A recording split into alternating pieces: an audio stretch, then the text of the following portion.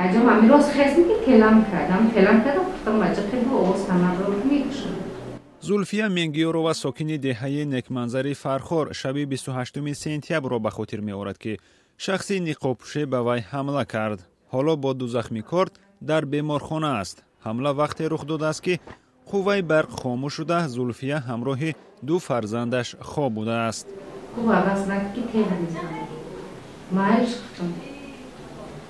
بعد دهان گفتم ماجقه بعد دهان تریزده آب موندگی گفتم خیلی چی مقصدی داری بگو مدافع مرا آب که بخورم گفتم بعد چی گفتی میگوی من دبو گفتم او هم دست شد درسته کشکلکی نرسید بعد دست مرا بوی داده خیلی بدن کسته کشکل قپید آب میتونم که من گریختم بعد بیرون.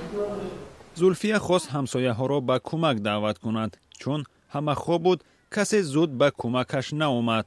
شخصی حملگر در صحنه حولی با زولفیا در افتاد و دو کارت زد. این گردن در زدم خون پرید غلطی داد که باید با دستم داد میخواد گشت نگاه کنم دستم که دستم داد میخواد زدم میدرده گریختم فرمش سفید دختر نظرم کشتای استیم کنم تای سفید داشت نمجا در خونه ای بالای خون تگمه افتم.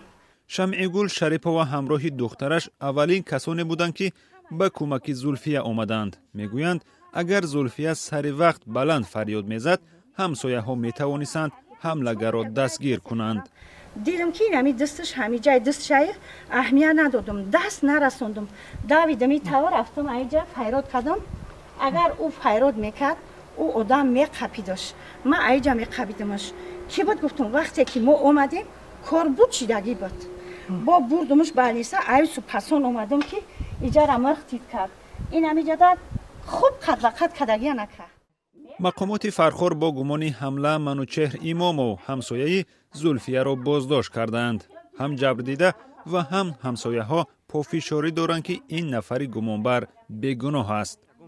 بگایی اکای اگون جونا رفته بگایی ساعت هفته او بعد یا فعلی داره که ای او مرده کایر نکی ای دما با غیرتم این یک کسل شدگی ای سویه خودش میتاز ای نمازشون بیرون نمیبرویه.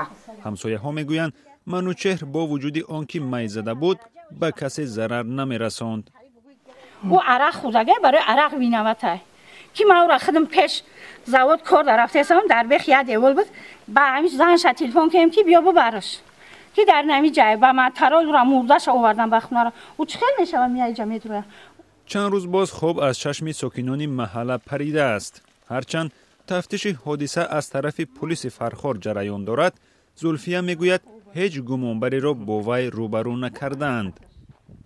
کارکنی دولتی اون طوری کرده خوب این واقعا میکردم نشنوید.